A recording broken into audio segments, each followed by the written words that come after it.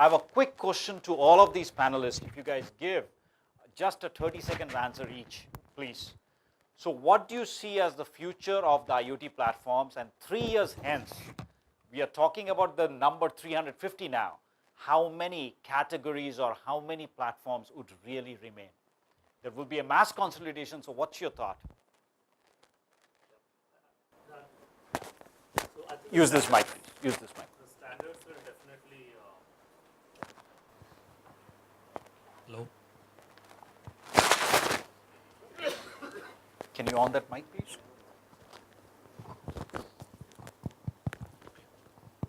Yeah. So I think the standards will definitely evolve. I think we will be. I think personally, what I feel is whether it is Eclipse came out with this thing called Mosquito, and then I realized that it is an MQTT server, right? I mean, there are so many of these things coming out, and there have been other implementations of MQTT. It's just getting crazy out there. But I think there could be any number of innovation, any number of platforms that could exist. But if there is no standardization, I believe in the data. Yeah. That is actually being transferred. We'll still in the stem of the hourglass, right? Exactly. Okay. So, for example, you can have a Fitbit device or an Apple iWatch can send some sensor data to the cloud. Got it. But if it is capturing an observation in healthcare, right? What is the model of that data? How do we go about standardizing that model? So I think that in any industry, the Gartner hype cycle, it states that there will be an explosion and then there will be. So your whole point is there will be standardization. There will be standardization. At the data ingestion management level, yes, there will be it's going standardization. To be Spark, Hadoop, Correct. Kafka, Correct. or AWS Kinesis. Who cares, right? But I think in the data model is where the standardization is Ranjit, required. your quick comments, please. 30 seconds. Quick comments. It won't be an hourglass. It will be a funnel. It will be It'll be a funnel. Okay, funnel. Because every conversation, I see the same old hardware protocols. Bluetooth, BLE, 6LoWPAN. I don't think you're going to see any new ones. Be a funnel like this. So that will get standardized. So that bottom half will get funnelized. I agree with him. The ingestion, the platform, all those elements are going to be standardized. What you're going to see is very interesting use cases around the data that comes in. Like, for instance, what is a model that predictably creates a digital twin of this kind of a compressor? And how can I start benchmarking it against this kind of a machine? So it's going to be very interesting, the kind of business use cases that get built, because IoT, we must never forget, and I explained that with one of the examples with voltage data. You're seeing data sets that you've never seen before. Yeah. And from machines. And people are looking at it, analyzing it, and building business models. So we should not get stuck with the technology that will get commoditized, standardized. It starts moving into what kind of interesting data analytics, machine learning, digital twins, data models that you build from. So a big funnel at the north. That's what your focus is. Gautam? See, standardization will help in adapting the IoT solutions. So the reason the IoT solution is not up to the level is because of the lack of standardization. So the standardization will help adaptation faster.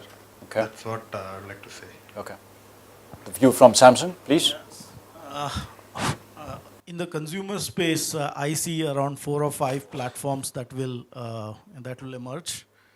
And standardization of data is a good thing, but it will be in the long term. In the short term, there will be the big players who will call the shots, and you will have to join one of those platforms in order to get access to the other device vendors in that ecosystem.